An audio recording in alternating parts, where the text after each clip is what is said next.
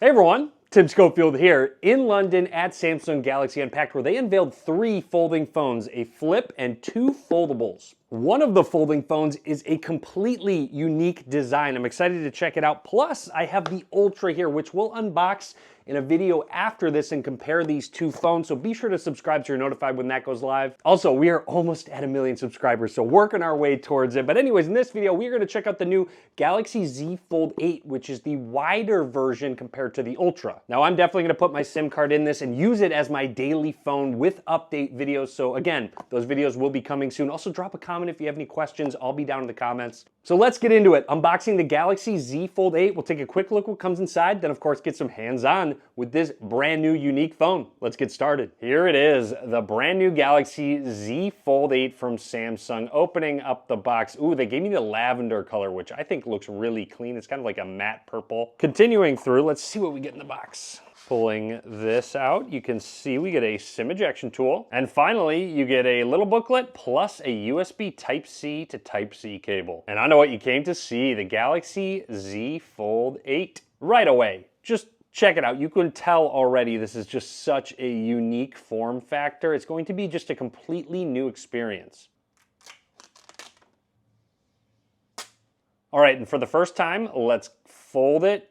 Close, says Samsung on the spine. Oh man, it just feels kind of tiny. I know it's wider, but it's definitely so much shorter. It's still comfortable to hold in your hand. Booting the phone up for the first time, let's take a close look at the hardware. Down at the bottom, we've got one of our speakers, USB Type-C port, and a couple microphones moving along on the right side. Power button, volume rockers, up towards the top, more microphones, another speaker and your SIM card slot, and then just another close look at the spine. And this is an upgraded hinge, so it's easier to open and close and should be more durable. They call it their Flex Titanium. Anyways, a close look at that awesome color, and you do get a dual camera on the back, 50 megapixel main sensor, 50 megapixel ultra wide angle lens. So no telephoto on this, you get that on the Ultra. Opening it up, you can see it does lay completely flat. When closing it, you can put this at various angles as well. It does feel really nice. Anyways, I'm gonna run through the startup process, talk about anything noteworthy. Samsung's made it easier to transfer from an iPhone or an iPad. All you have to do is scan this QR code that shows up on your phone. That power button does have an embedded fingerprint scanner. You can also set up Face Unlock. It says to register, you can put your finger on and move in any direction, which is kind of nice. You can just kind of swipe around somewhat slowly. Haptic feedback has been great so far, and that was so quick. 100%, you can add more if you'd like. This is new. I don't remember having this prompt where it has you set down your fingerprint scanner after enrolling it. And just by pressing on it without pressing the actual button, you can customize this. Whether you're on the cover screen and you just want to rest your finger down on the main screen when you open it up, or both of them. That means you can just rest it on and it will unlock your device. You're prompted with a ton of Galaxy AI, like an interpreter, call assist, notes assist, photos, a lot of editing features. Now Brief, Now Nudge have gotten enhancements, and a lot more. As always, just a quick warning about taking care of that inside display and your phone. All right, we are all set and ready to go. Let's jump into that home screen. Z Fold 8, opening it up. Awesome, I love it. So this is very interesting since really no phone uses this form factor on the outside display. If you're looking to protect your foldable, be sure to check out the Subcase UB Grip. It is really nice. That front screen is a 5.5-inch AMOLED display up to 120 Hz refresh rate. I can tell it's enabled out of the box, but a different 16:10 aspect ratio, so much wider than a regular phone that you're used to. I have to do a typing test with this aspect ratio just to see if it's any different. Hey everyone, Tim Schofield here, subscribe.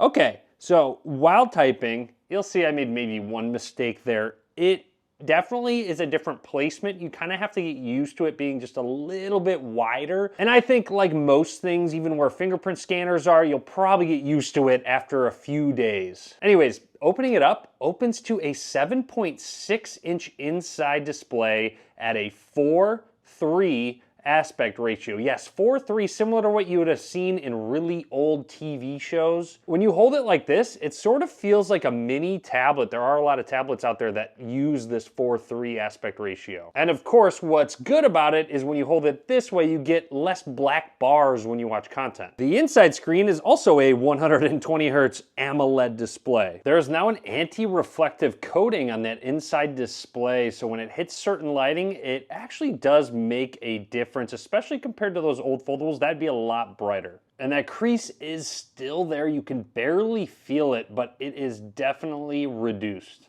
Opening an app and closing the phone will lock the screen out of the box. However, if you go into settings, you can change that. In display, find continue apps on cover screen. You can have it always or swipe up to continue, which I like. So this way, it will continue when you open it up from the inside, but now when you go here, you can swipe up, it'll continue. While in YouTube, even the front video is a little bit wider than you're probably used to, and then when you switch, you'll notice, this is 16:9 video, there's just very small black bars at the top and bottom. Again, it's a 16:10 aspect ratio, and this was filmed in 16:9, so when you pinch in, you're not losing that much content to get full screen on the front. Now, when you open the display, you will see it's already in landscape mode, which is good for consuming content like this. So again, the black bars will just be less on the top and bottom. You're probably not going to rotate your phone like this unless you're multitasking when watching a video. But it is one less step than the other form factor. You don't have to rotate it to get it landscape. It's already landscape as you open it. Speaking of multitasking, all you have to do is click and drag apps. You can go to the bottom, you can go over to the side, and a nice feature is when you stop right here,